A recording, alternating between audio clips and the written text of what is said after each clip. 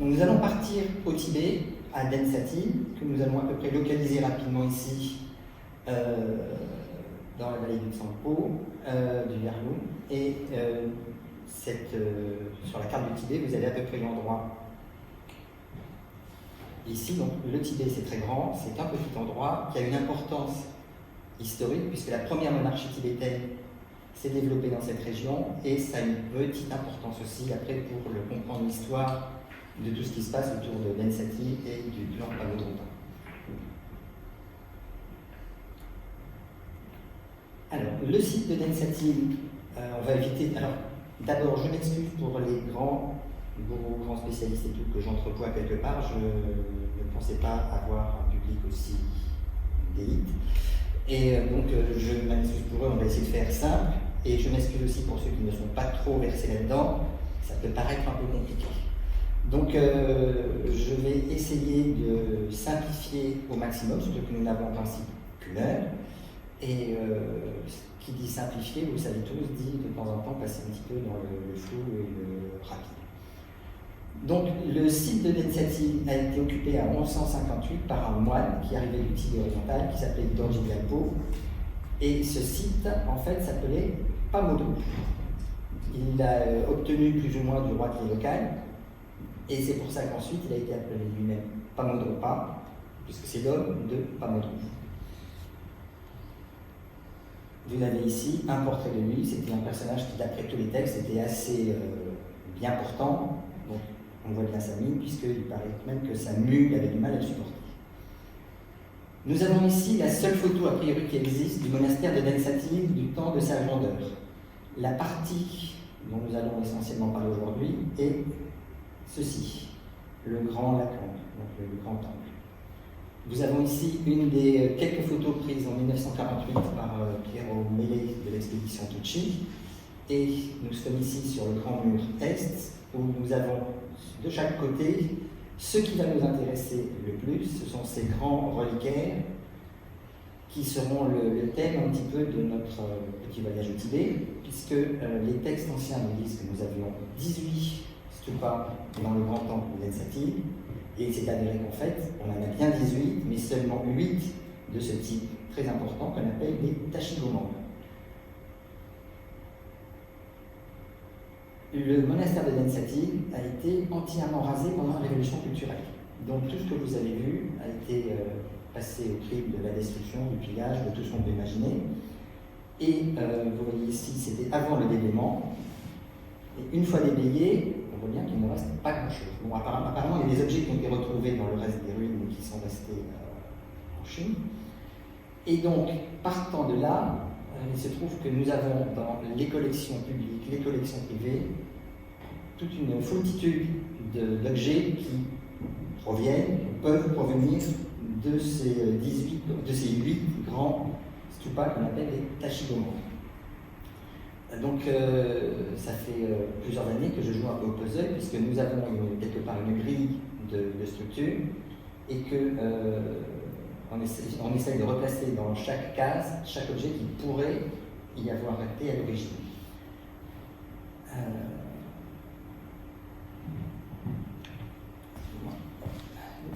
Donc ça, c'est juste une photo qui n'est pas du tout de Densati, mais qui vient de chez nous, où c'est pour montrer ce que les gardes rouges ont fait avec les objets tibétains. C'est-à-dire qu'on a tout cassé, tout mis en vrac et tout a été emporté, puisque on sait notamment pour certains objets de Densati qu'ils ont été emportés en train jusqu'au nord de la Chine, puisqu'on en trouve certains à Toulon en Asie centrale, qui auraient été débarqués d'un train qui partait direct vers des fonderies. Donc ça nous donne bien l'idée que beaucoup de ces objets sont malheureusement perdus pour toujours. Pour ceux qui ne connaissent rien à l'histoire du Tibet et à tout ça, je vous donne juste rapidement 3 petites notions, parce qu'on va croiser des gens et des choses comme ça. Nous ne parlerons que de 3 grandes écoles tibétaines qui sont les Kadampa, fondées qui sont dérivées des enseignements d'un moine qui est venu d'un moine indien venu au Tibet, qui s'appelait Atisha, et qui, à partir du XIVe siècle, XVe, deviendront les Gelugpa, qui donneront naissance au Dalai Lama actuel. Pour le commun de tout le monde, ce sont ceux qui ont des chapeaux jaunes. Nous parlerons aussi de l'école Sakapa, qui dériverait également des enseignements d'Atisha et dont les élèves, spécifiquement famille Khonchol Gyalpo, a fondé le monastère de Sakya en 1073, et le monastère et les enseignements et tout ce qui va avec sont restés de manière héréditaire dans cette même famille jusqu'à aujourd'hui. Donc cette idée c'est un clan très important sur le plan historique, on verra tout à l'heure, et c'est une des dernières à avoir conservé la transmission héréditaire dans la même famille. Le groupe, je suis désolé pour la simplification extrême, ensuite, le groupe qui va nous intéresser le plus, c'est le grand groupe de l'école Kadrupa, qui, elle, dérive d'un maître indien, Abhayananda, et des Tibétains qui sont allés s'initier auprès de lui.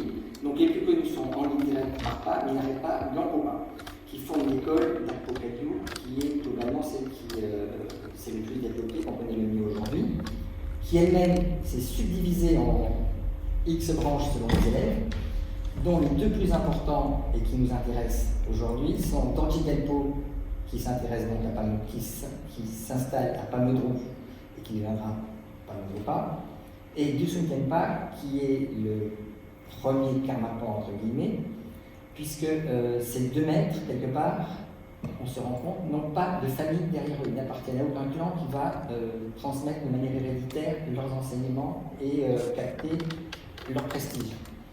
Donc chez les Karmapa, c'est en 1215 qu'un des disciples de Dusun Khenpa lance l'idée qu'il a découvert la réincarnation de son maître. Et donc on rentre pour la première fois dans cette théorie de transmission du siège abbatial par réincarnation. Ça va changer aussi beaucoup de choses, puisque c'est quelque part la prise de pouvoir par les moines contre les familles nobles. C'est un petit peu l'idée. Et cette lignée Karmapa se divise globalement, toujours en schématisant, en deux branches, Karmapa et Shamarpa. Le Karmapa ont des coiffes noires, les Shamarpa ont des coiffes rouges, et ils ont un rôle très important dans l'histoire du clan Pamodrupa par la suite. Aujourd'hui, les Karmapa, pour ceux qui suivent un peu l'information, se redivisent en deux, puisque nous avons deux Karmapa qui se disputent un peu le siège.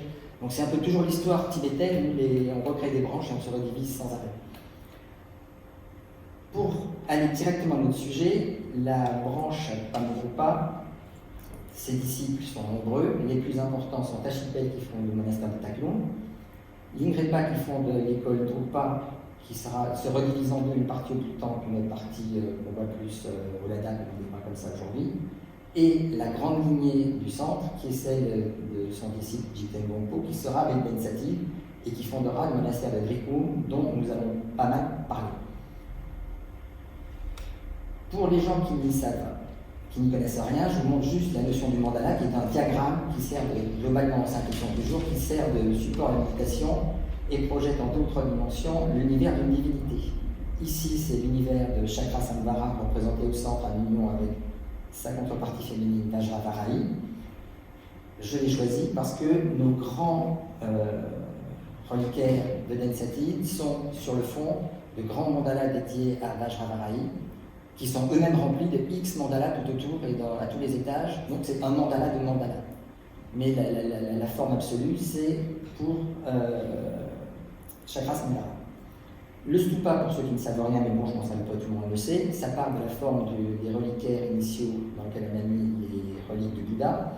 Il y en avait 8, ça avait la forme d'un tumulus à la base a priori, et petit à petit ça s'est développé dans des formes diverses et étardées pour permettre parfois, comme ici au Gandhara, d'initier les gens à l'histoire bouddhique. Nous avons sur le fond, surtout au Tibet, 8 formes de stupa qui correspondent aux 8 événements majeurs de la vie du Bouddha. Les deux qui nous intéressent sont cette forme qui sera une forme développée au Tibet par l'école Kadampa, paraît-il, qui correspond au parinirvana du Bouddha. Donc c'est le moment où le Bouddha décède et se libère du cycle des réincarnations. Et une deuxième forme, qui est celle-ci, c'est le Tashi Goman. Goman, ça veut dire plein de portes, Donc ce sont plein de portes et ça correspond au premier enseignement du Bouddha. Donc c'est une forme de stupa qui quelque part correspond à la volonté et à tous les textes initiatiques et tous les textes bouddhiques. Donc si vous associez ces deux formes, comme on va le voir, c'est vraiment, si vous mettez à l'intérieur les reliques d'un grand lama, c'est vraiment tout le symbolique bouddhique des enseignements à la base et du parinirvana au-dessus. Donc il y a vraiment l'association parfaite. La seule chose qu'il faut intégrer, c'est que dans la littérature, on parle beaucoup de Tachigoman, mais Tachigoman, c'est beaucoup de choses tout à fait différentes. Ici, vous avez des petites chapelles, ce sont des petits stupas votifs qui sont des Tachigoman bhoutanais, et vous avez effectivement, vous voyez, plein de petites portes sur le soubassement. Le grand stupa de Gyantse est un Tachigoman, et on rentre à l'intérieur, on visite toutes les chapelles à l'intérieur. Ici, c'est le Tachigoman du 16e Karmapa, mais c'est un stupa tout simple sur lequel on a appliqué des portes. Et là, nous sommes à Kiampu, c'est une vieille photo prise par l'équipe de Tucci, où nous avons probablement fin 11e, début 12e, un type de Tachigoman qui nous intéresse un peu plus, puisque nous avons des étages différents. Au-dessus, un stupa qui correspond globalement à la forme du stupa du parinirvana du Bouddha, et en dessous, des étages avec l'enchevêtrement de divinités qui constituent eux-mêmes des mandalas. Donc en fait, on se rend compte que le Tachigoman, tel qu'on va le voir à Densati, n'est pas une création typique de Densati, mais correspond à quelque chose de beaucoup plus ancien et à une grande tradition. Donc, nous retournons à Densati, où le sage maître Pamodropa vivait dans des huttes de chaume ou de branches, des choses comme ça. Donc sur les peintures, on le voit représenté devant des huttes. Parce que toute sa communauté s'est organisée dans des huttes. Il n'y a eu aucun monastère n'était construit de son vivant. À son décès, après la crémation, ses cendres ont été triées et les reliques ont été placées dans un grand stupa de ce type, donc toujours ce stupa de type Kadampa. Alors ce n'est pas cela, mais c'est juste pour vous en montrer qu'ils font à peu près 1,50 m, 1,80 m. Celui-ci, qui à Nietan fait 3 m et quelques de haut. Et c'est dans un stupa comme ça, qui s'appelait le Tachiodère, qu'on a placé les grandes reliques de Pamodropa, et que s'est développé tout autour, tout le mythe autour du maître dans les huttes qui étaient là. Pamodropa décède en 1170, et jusqu'à 1100, excusez-moi, jusqu'à 1190, il ne se passe rien. Les disciples sont autour, les principaux disciples s'en vont plus ou moins. Nous avons notre Jigten Gompo qui, lui, va rester 2 ans entre 77 et 79 comme abbé, puis partir fonder et développer le monastère de Drigung. On retient Drigung. Et jusqu'en 1190, il ne se passe toujours rien, jusqu'à ce que tous ses disciples se réunissent et décident de construire un monastère autour de la hutte de leur maître. Donc nous avons ici la montagne et la hutte devait se trouver par là, et c'est là qu'on va construire le grand sanctuaire. Vous avez ici une vue aérienne de ce qu'il reste après l'élément, et a priori la hutte devait se trouver à cette... Enfin, je peux peut-être mettre... Vous voyez avec la flèche ou pas? Oui. Voilà. Donc la hutte se trouvait donc ici. Là nous sommes sur le mur est, qui correspond exactement à ce que vous avez vu tout à l'heure, la grande photo avec les grands Tachigoman. Donc Jigten Gompo est abbé de Densati de 1177 à 1179. En 1179, il va fonder Drigung, et en allant dans l'est du sud-est du Tibet, il part méditer, et là il a la vision à Tsari, de la pure montagne de cristal, qui est le lieu où réside le dieu Chakrasambhara, d'un grand Tachigoman, d'un grand stupa de multiples portes, pour le dieu et surtout pour son maître Pamodropa. Ici, c'est un tanka qui représente le pèlerinage de Tsari avec la montagne de pur cristal, et vous avez ici un stupa avec Chakrasambhara dans le milieu et de multiples petites chapelles qui correspondent donc à ce programme de Tachigoman. Alors, nous avons eu des études de faites par Christian Lutzanitz et Olaf Zajar sur la traduction du texte descriptif de ce premier tâchigoma pour Pamodrupa, écrit par Jiten Gompo. À droite, vous avez une photo d'un des stupas de Netsati. Alors la photo est floue, je m'en excuse, mais elle est floue naturellement, parce que c'est un flou de prise d'époque, parce qu'il fallait un temps de pause certain. Mais c'est la seule que nous ayons où on voit vraiment un de ces tâchigomans pleine face. Et donc, les textes, alors les deux textes traduits ont des petites différences, mais sont globalement sur le même principe, où nous avons dans la partie inférieure des divinités protectrices de la foi du panthéon que nous avons ici, un grand bandeau de lotus, nous avons un registre de divinités féminines et des pancharaksha, un registre avec des Bouddhas, deux registres au-dessus avec des divinités davantage représentant davantage des cycles tantriques, et tout en haut, autour du Tachi-Hébert, donc du grand stupa de type Kadampa, quand on a vraiment chronique, était alignée toute la lignée des maîtres, plus les divinités importantes que sont Evajra et Chakrasamvara. Donc on a à la disposition le nombre précis de divinités qu'il y a à chaque étage, dans chaque niche. Ça varie un petit peu d'un texte à l'autre, mais on a quand même une idée à peu près précise de tout ça. Excusez-moi, je vais aller un peu vite. Donc, Jiten Gompo, abbé de Drigum, tente un coup politique, qui est de récupérer le stupa, le Tachi-Hébert, qui est le reliquaire de Pamodrupa à Densati, et de le rapatrier à Drigum, où il fait construire le premier tâchigoma. Il fait venir vers 1200 un artiste népalais et son équipe pour réaliser ça. Ça dure à peu près jusqu'à vers, a priori, est-ce qu'on comprend, vers 1208. Et en 1208, il essaye de faire venir le stupa, le Tachi-Hébert, le stupa de Pamodrupa à Densati, à Drigum, et envoie les livres qui étaient à Densati également, à Dakpo. Ce qui fait que quelque part, il pille le monastère, on peut avoir le sentiment qu'il essaye de détruire l'idée de Densati pour récupérer uniquement pour lui à Drigum le prestige associé à Pamodrupa et le conserver pour lui par rapport aux autres disciples. C'est un coup qui rate un petit peu parce que les gens de la région n'apprécient pas, la noblesse locale n'apprécie pas non plus. Donc Jiten Gompo envoie, comme abbé de Densati, qu'elle n'en avait plus depuis le prêtre, un de ses disciples qui s'appelle Drakpa Jogné, comme troisième abbé de Densati, mais ce Drakpa Jogné est le premier membre de la famille Dang, qui est de la grosse noblesse locale, et qui va calmer un petit peu toutes les rages locales, puisqu'il ramène le Tachi-Hébert, le stupa sur place, et il va essayer de... Tout le monde dit que c'est pas un grand religieux, mais que c'était un très grand administrateur. Donc il réadministre le monastère, il se relie à sa famille qui s'appuie sur lui, et petit à petit, il va, avec sa famille, essayer de détacher Densati de Drigum.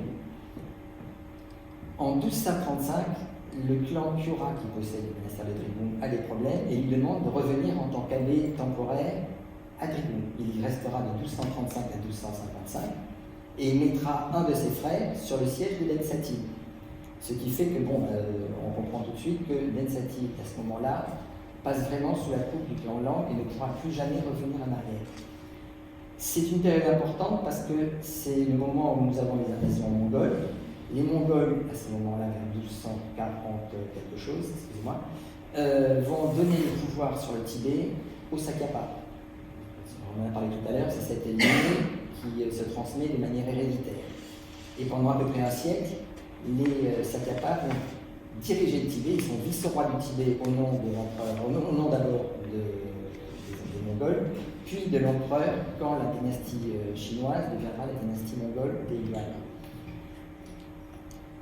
Les Sakyapa divisent le pays en 13 mergarchies et une mergarchie autour de Densati échoue au clan Lang, la famille Lang. À ce moment-là, le monastère devient le point prestigieux de cette dynastie et il bénéficie à ce moment-là également de la protection du prince mongol Ulugh qui va doter le monastère de très grandes richesses. On a dans les descriptions des pendants à or qui étaient autour des tachigomans, des choses comme ça, plein de donations qui restent de cet empereur, de ce prince mongol qui, lui, pourtant, s'occupait plutôt de régner sur l'Irak actuel. Mais ce passage du clan Lang en tant que titulaire de la monarchie locale fait que le clan devient très riche et s'appuie sur le monastère.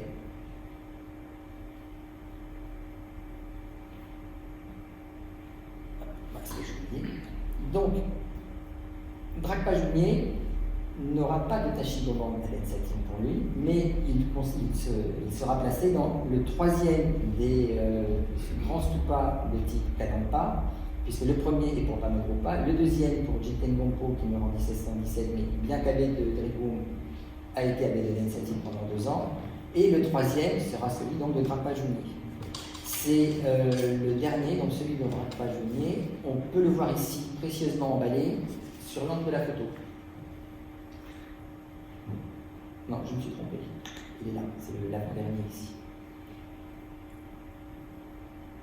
Son frère, Dragpa Tsandru, est quatrième abbé de l'Ensatim. Comme la famille, à ce moment-là, est très puissante du fait de tous les avantages fournis par le prince Oulégou, la richesse de l'or et tout, c'est pour lui qu'on va ériger à l'Ensatim le premier Tachigoman. Alors nous rentrons dans une... vous avez ici le prince Oulégou et la cité le grand fort de Nedong qui est le palais quelque part du clan Pamagrupa dans la mer. On peut penser à partir des photos de Tucci et de la classification des objets que nous avons ici la seule photo connue du premier Tachigoman de l'Ensatim. Donc nous sommes en 1267. Donc nous sommes dans le rang inférieur avec les divinités protectrices du Panthéon qui sont appliquées sur des grands rinceaux de rhizome de lotus et là-dessus il y a des divinités secondaires elles-mêmes prises dans des rinceaux.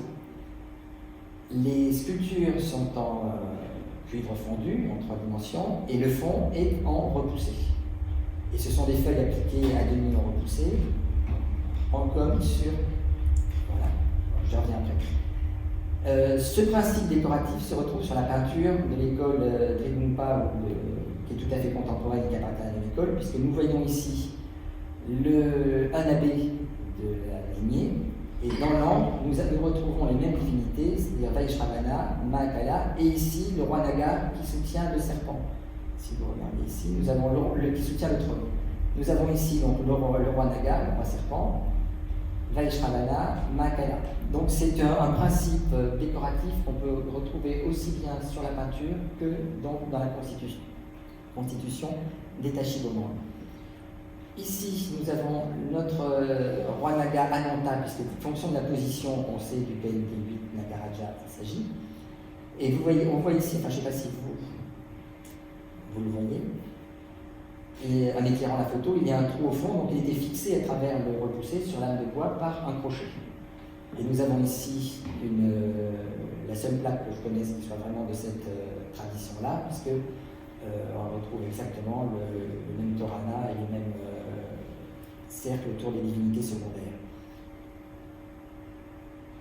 11 surgis qui sont plaçables dans cette période, ces grands Nagaraja, il y en a 2 autres, mais bon, je ne vous en montre que 2.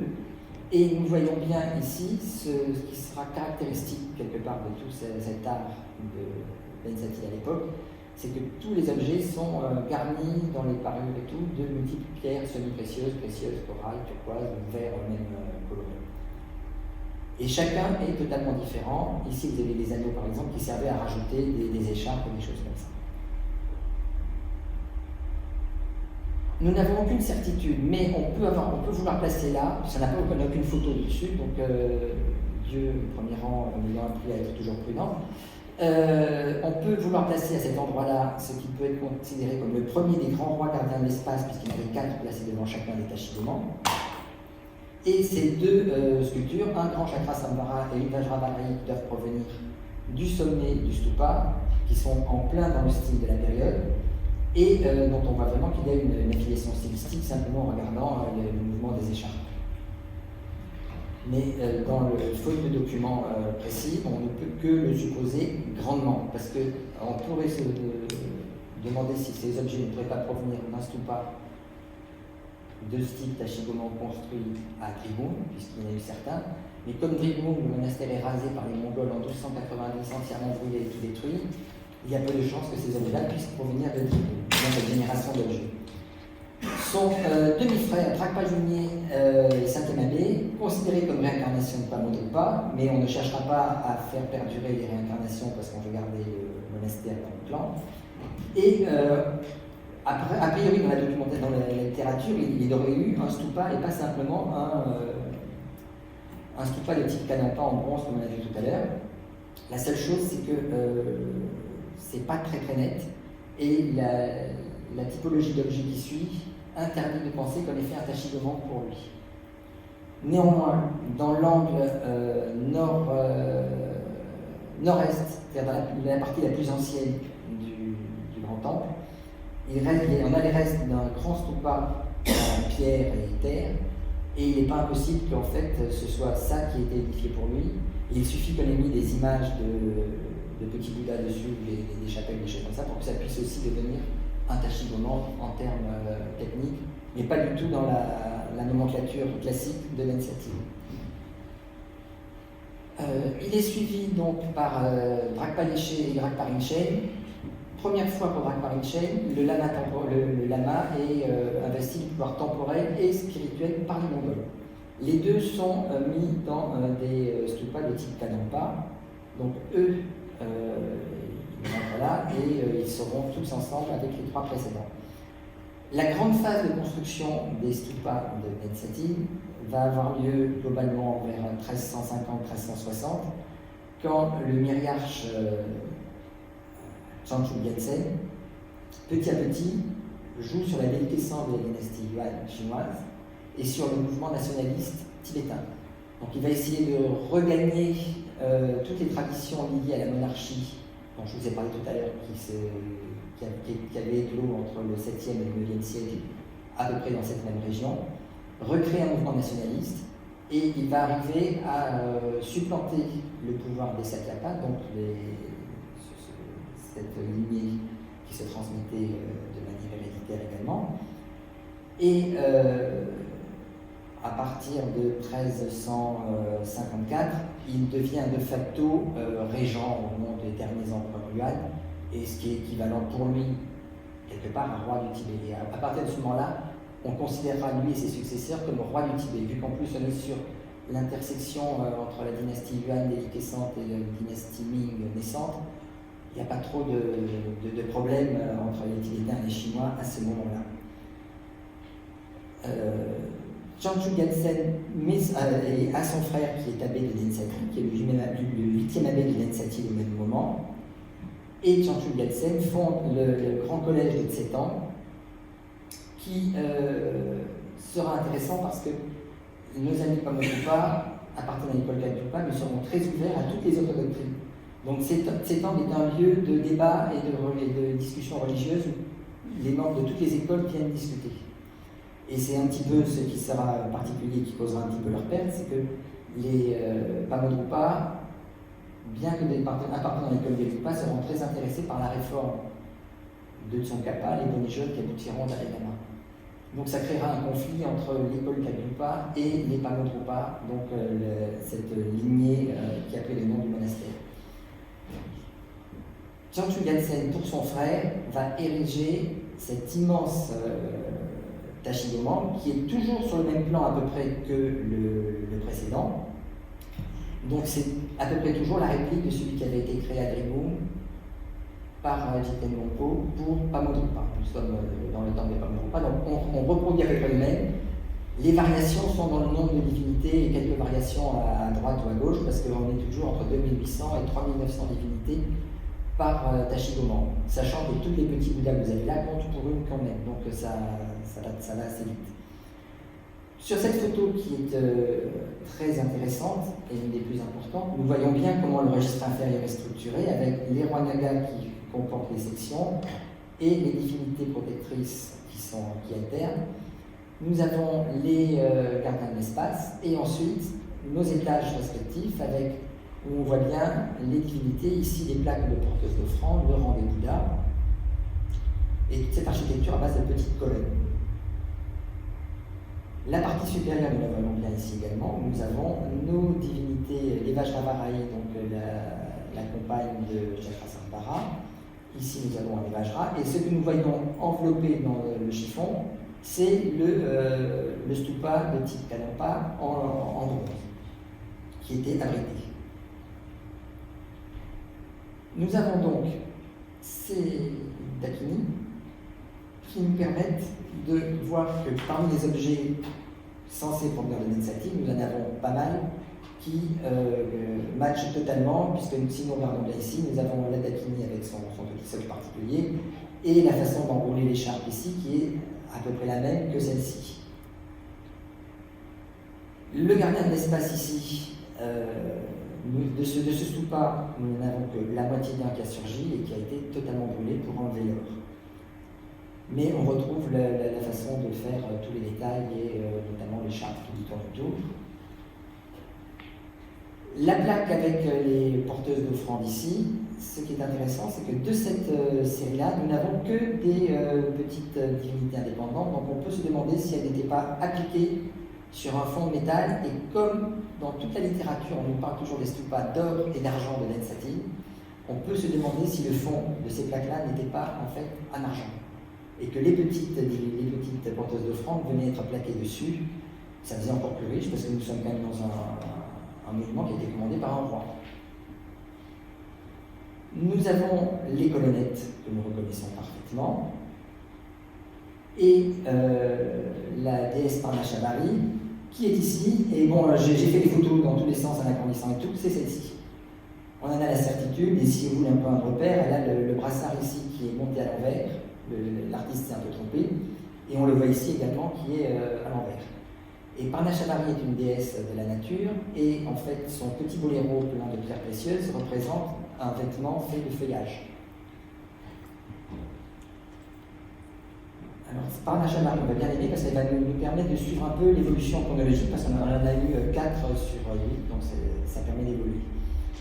Du registre inférieur, nous voyons que, avec les pièces que nous avons ici, qui n'ont jamais été nettoyées parce qu'elles ont dû être retrouvées dans les décombres, mais que les musées chinois les conservent dans cet état-là pour l'instant, nous avons toujours les divinités qui sont fondues, mais qui sont toujours appliquées sur un fond qui, en principe, doit être repoussé. Ça changera par la suite. Mais en même temps, on voit quand même une qualité de fond absolument remarquable. Et nous avons sur le marché partout des tas de morceaux de mandala en cuivre repoussé et doré comme ceci, là avec les charniers, et en fait, on sait qu'à Nensati, tous les grands stupas étaient surmontés de grands mandalas en 3 dimensions comme ceci. Donc toutes ces plaques doivent provenir de plafonds de Nensati ou d'ailleurs. Là c'est... En 1370, le 3e Tachigoman est érigé pour notre frère de Jean Chudensen. Celui-ci, on sait, devait contenir 3900 figures, et c'est celui qui se trouve ici. Enfin, c'est censé. Donc je vous remontre la photo de tout à l'heure qui est floue parce qu'elle a bougé. Celle-ci est un peu plus nette. Donc nous avons ici toujours nos divinités protectrices, nos gardiens de l'espace. Et la vision du rang supérieur, nous avons ici Bouya Samaja, ici les Jina, des Achala dans les coins, et toute la lignée des moines qu'on voit ici sur des trônes, barbus, pas barbus. Avec ce Tachigoman, nous avons une grande évolution technique, puisque vous voyez ici que nous n'avons plus de séparation entre le fond en repoussé et les sculptures qui sont appliqués devant. Cette fois-ci, tout est fondu en un seul morceau, et techniquement, on peut se poser d'énormes questions parce que, vu qu'ils sont tous fracturés sur les côtés, on a le sentiment qu'ils ont pu être fondus par 4, 5, 6 ou voire tout l'ensemble en une seule fois. Ce qui techniquement est quelque chose d'assez inconcevable. Et nous avons toujours au fond les rinceaux qui entourent des divinités secondaires, liées ici à Raoula, qui est la divinité des éclipses. Mais on voit quand même ici une grande évolution technique et même de qualité de fonte. Un petit détail de cette Raoula, où nous voyons toutes les inclusions de pierres et de verroterie éventuellement de couleur. Bon, les accidents sont dus, bien sûr, à la destruction du monastère. Nous avions le gardien de l'espace ici, nous le retrouvons ici, et les 4 de ce grand stupa ont été préservés. Donc pour une fois, nous avons les 4 complets, on peut tous les retrouver et les identifier sans problème par rapport aux photos. Nous avons ici donc un détail pour voir vraiment cette technique qui est la même que sur Raoula, avec toutes les inclusions. Bien sûr, certaines sont tombées parce que les objets ont un peu souffert. Et nous voyons ici les gueules de Macara qui servent d'épaulette. Nous voyons la trompe et les yeux qui sont en verre, a priori. Mon cristal de roche. Alors, nous dirons que c'est le cristal de roche parce que c'est. Les plaques de porteuses d'offrande deviennent également plus somptueuses que dans la version précédente. Celle-ci a pas mal souffert, mais nous voyons ici tout le développement de la coiffure avec les 5 chignons, les instruments de musique, tous les costumes qui sont totalement incrustés et les cercles de lotus qui sont montés sur les côtés. Paradoxalement, on a très peu de plaques de ce monument-là. Nous avons ici les colonnettes qui sont parfaitement reconnaissables à la stylistique et une deuxième Parnashabari, donc on reconnaît un petit peu comme tout à l'heure, mais elle est encore plus développée puisqu'on a ici les rabats de vêtements de feuillage, que les feuillages sont très richement décorés, et un suivi de structure dans la coiffure par rapport au reste à d'autres éléments du monument. Donc, petit à petit, si on replace tout bloc par bloc et style par style, on doit pouvoir arriver à recréer à peu près tout ce qui reste et replacer chaque objet à peu près sur le monument auquel il était destiné. Nous avons ici la Vajravarahi qui est à peu près, parce qu'il faut tenir compte de l'angle aussi, mais on a à peu près la même façon de disposer les écharpes qui tombent et les mouvements. Le 4e Tachigoman se trouve ici, et donc il a été érigé en 1386 pour l'abbé d'initiative qui en même temps avait été en son temps roi du Tibet. Donc c'est un tombeau pour vraiment un prêtre roi. Alors le style est toujours dans cette structure de plaque entière fondue, le lotus est fondu, la divinité, tout est fondu sur la plaque. Mais on voit quand même une évolution stylistique 15 ans après, mais nous avons toujours les rinceaux derrière. Ici nous avons une forme de lamo et un mahakala, il y a 4 formes de chacun différents dans chacun des Tachigoman. Nous retrouvons nos amis les Nagaraja qui sont toujours aussi beaux, toujours aussi garnis de pierres précieuses dans tous les sens, et les têtes de serpents qui sont au-dessus. L'évolution des plaques danseuses se fait encore, on est peut-être dans quelque chose d'encore plus somptueux que précédemment, et notre Parnashabari continue également à évoluer, toujours avec son boléro, toujours les petites pierres incrustées, et l'écharpe qui est caractéristique a priori de ce monument-là. Un des objets les plus spectaculaires est ce Buddha Samaja qui quasi à 99,999% est celui qui allait sur ce stupa. Et nous voyons ici la façon dont la joaillerie est garnie également de perles fines. Nous avons tous les bandeaux de perles fines, les incrustations de pierre, l'animal mythique avec un joyau dans la bouche, et nous voyons ici les bijoux. Là, les creux, c'est qu'il y avait des perles ou des choses qui ont été perdues dans la bataille. On aurait envie de placer cet endroit-là, ce gardien de l'espace, parce que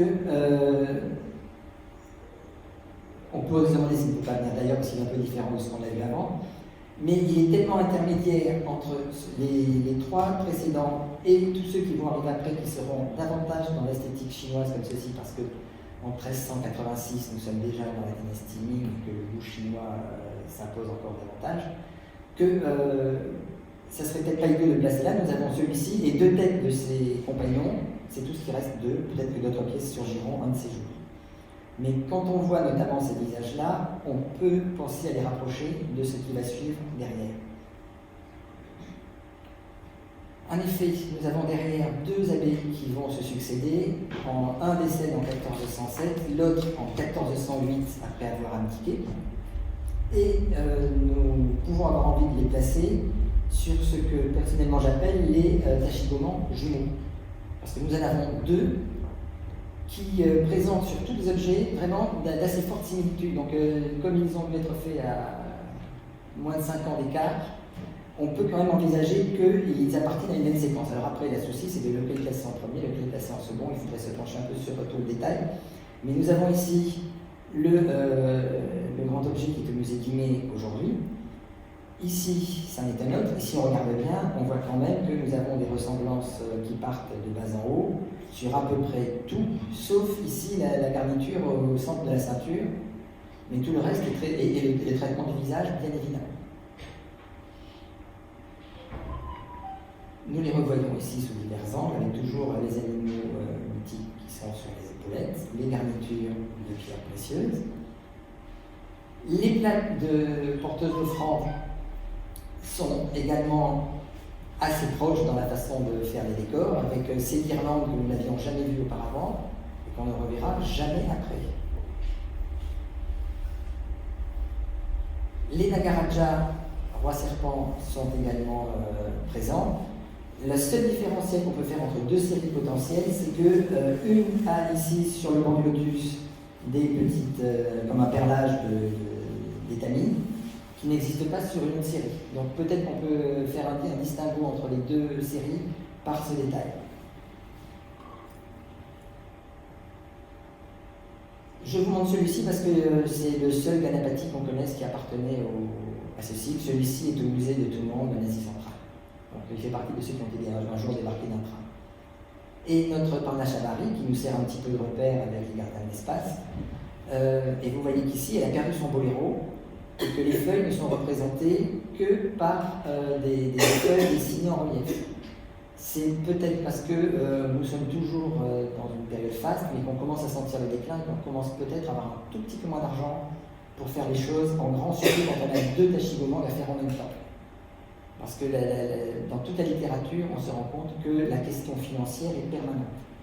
Parce qu'on n'imagine pas du tout les quantités d'argent que ça devait coûter de commanditer autant d'œuvres. Le 7e tachigoman a été fait pour Sonan Zampo, qui est décédé en 1416, mais quand on regarde bien, il aurait plutôt été fait, vu que la crise, plus ou moins la guerre civile commence à approcher, vers 1431-1432, puisqu'il est attesté dans les textes qu'un tachigoman est construit à ce moment-là. On dit que c'était quelque chose de spectaculaire qui aurait contenu 5000 images. Bon, ça c'est toujours pareil avec les textes, c'est qu'on gonfle un petit peu. Et sur ce tachigoman, on a envie de placer c'est ces deux gardiens d'espace. Celui-ci parce qu'il est quasiment jumeau d'un qui suivra quelques années après, et celui-ci parce qu'on connaît celui d'après et qu'il est encore très proche des deux précédents.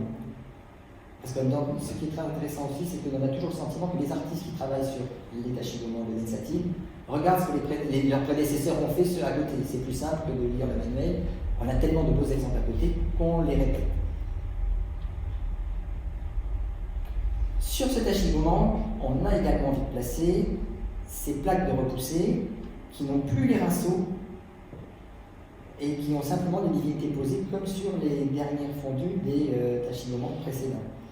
Donc c'est aussi le signe qu'on a moins d'argent et donc on replace à nouveau comme sur le premier des tachigomans les divinités accrochées ici par le dos sur l'armature de bois.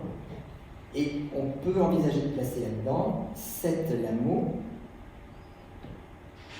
Ce Raoula, divinité des éclipses, et ici c'est peut-être Atabaka, mais bon là aussi il y a des questions d'iconographie compliquées, mais on voit bien que sur toutes ces pièces il y a quand même une consanguinité, une famille stylistique particulière. Et si on devait les placer à l'endroit, c'est sur ce tachigoman qu'on devrait placer les porteuses d'offrandes qui sont au musée Guimet. Parce qu'elles ne peuvent se mettre nulle part avant, elles ne pourront être nulle part après.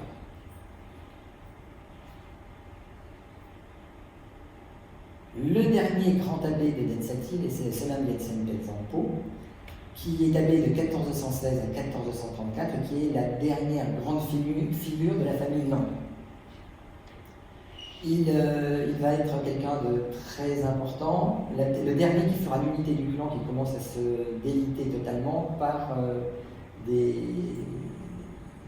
problèmes plus ou moins de succession et de sous-branches de la famille.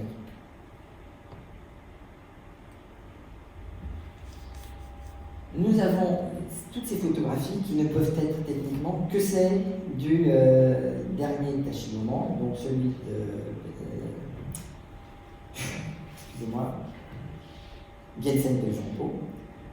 Et ces quatre gardiens de l'espace, nous en retrouvons deux. Celui-ci est au Ramoche, je pense à Lhasa. Celui-ci doit être peut-être au Capital Museum de Lhasa, mais j'ai cette photo et je ne sais pas exactement où il est, mais il a surgi en Chine. Donc ce sont respectivement celui-ci et celui-ci. Quand on regarde, ce sont vraiment eux. Et ce qui est fascinant, c'est que nous voyons, si nous regardons les détails de ce 8e et dernier Tachigoman de Densati, nous voyons que le fond, alors que ici, tout ça s'est fondu, les divinités porteuses d'offrandes et tous ces morceaux-là sont entièrement fondus dans la masse, comme on le voit. Nous sommes là avec des petites plaques vissées, fixées sur l'âne de bois. Donc c'est vraiment la dégénérescence totale. Si on regarde bien, les artistes n'ont même pas été capables de faire des lignes droites avec les mêmes pendeloques en ligne droite. Nos petites colonnettes, nous avions jusque-là nos petites divinités en total rond de bosse, sont également figurées à peine plaquées et plates sur les fonds. Si on regarde bien également, les plaques avec les petits bouddhas dans le fond ne sont pas fondues, mais sont également repoussées. Et dans les détails en agrandissant, les porteuses d'offrandes du rang supérieur au lotus sont également traitées en repoussé. On a quelques petits morceaux qui ont été retrouvés, mais c'est pareil, la littérature nous dit que ce Tachigoman aurait été fait en argent. Donc si une grande partie de toutes ces appliquées avaient été en argent, il est possible qu'aujourd'hui tout ça a été fondu au bénéfice de quelqu'un d'autre. Nous les voyons donc ici un peu plus avec du recul, et ce qui est intéressant, c'est que nous voyons que collé au bandeau de lotus et au registre inférieur, nous avons une palissade avec les bordures de lotus qui sont coincées ici. Donc on peut partir du principe qu'il est délicat d'imaginer qu'on ait mis des grosses statues en ronde bosse dans la palissade pour représenter les divinités protectrices du rang inférieur. Et nous avons quelques objets de cette catégorie-là qui ont les proportions adéquates et qui sont évidemment en repoussé et beaucoup plus plates, et on peut quand même penser que ce pourrait être des choses comme ceci qui ont servi à orner le rang inférieur des divinités protectrices de cet ultime stupa de Densati.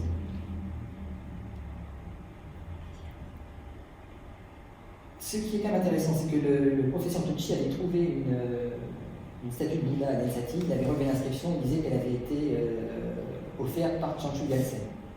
C'est fort probable, mais il y en a une autre qui a ressurgi, qui a priori est dans les musées chinois, et celle-ci est dédicacée par Gyatsen Pelzampo, puisqu'il y a son nom ici, il n'y a pas de problème.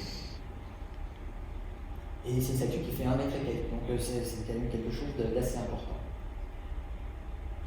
Vu du haut de Densati qui a été entièrement reconstruit ces dernières années, et nous avons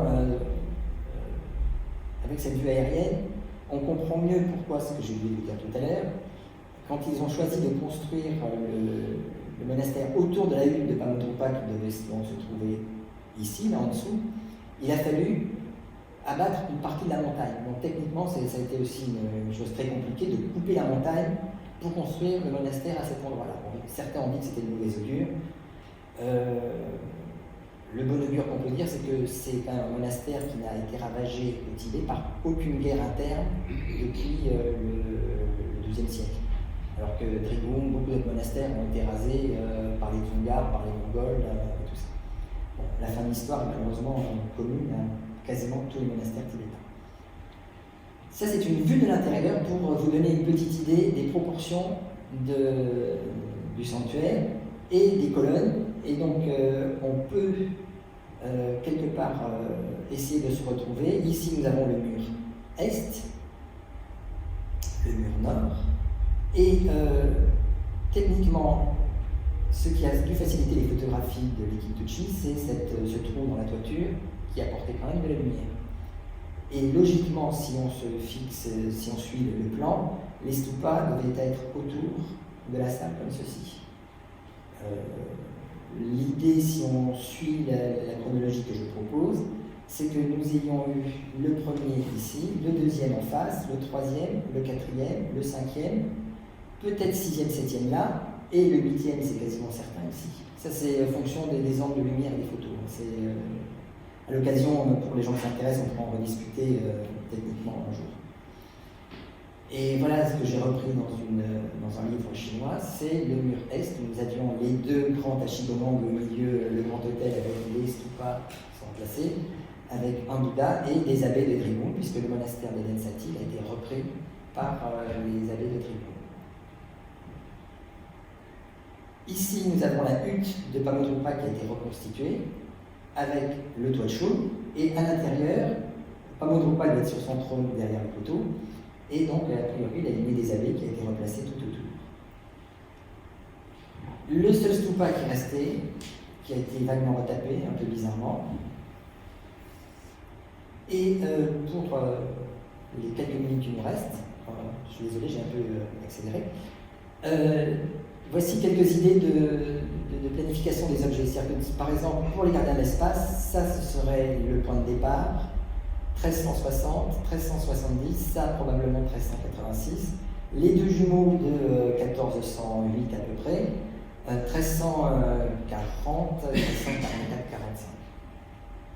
Et ça a une cohérence. La question est autour de ça, mais c'est pareil, si quelqu'un se pose des questions, on peut en débattre clé à la main, pas clé à la main, mais photo à la main. Des divinités qui sont dans les étages, nous avons celle-ci. Alors c'est pareil, divinité difficile à identifier. Certains l'identifient comme une Prajnaparamita parce que pour une d'entre elles, on a un livre et après les objets sont parfois cassés ou pas. Mais quelle qu'elle soit, ce qui est intéressant, c'est que nous voyons que sur les mêmes divinités, nous avons quand même une grande évolution qui permet de à peu près les localiser. Et l'idée, ce serait globalement 1276, 1360, 1370, 1385,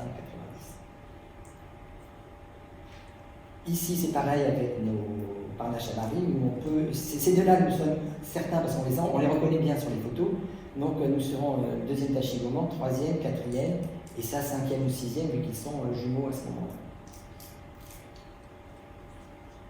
Pour cette divinité aussi, qui est un petit peu compliquée, puisqu'elle tient un lotus qui supporte un triple joyau, là, on serait tenté de se mettre sur le premier des Tachigoman, sur le second, et là, peut-être un petit peu plus loin, mais c'est un peu plus flou. Parce que sur ce qu'il faut quand même penser, c'est qu'on se rend compte à l'usage que chaque Tachigoman n'est pas réalisé par le même artiste ou le même clan d'artistes. On a l'impression qu'au fil du temps, ou que pour travailler en même temps, il y a plusieurs ateliers qui travaillent sur le même. Donc il y a des fortes similitudes, mais c'est un peu compliqué. Là, c'est pareil, on voit bien l'évolution qui passe dans la façon de faire les écharpes qui passent derrière, même dans la façon de faire les bijoux. Là, nous sommes, en plus, si on regarde bien les bijoux, ils suivent un petit peu souvent ce qu'on trouve sur les divinités gardiennes de l'étage bas.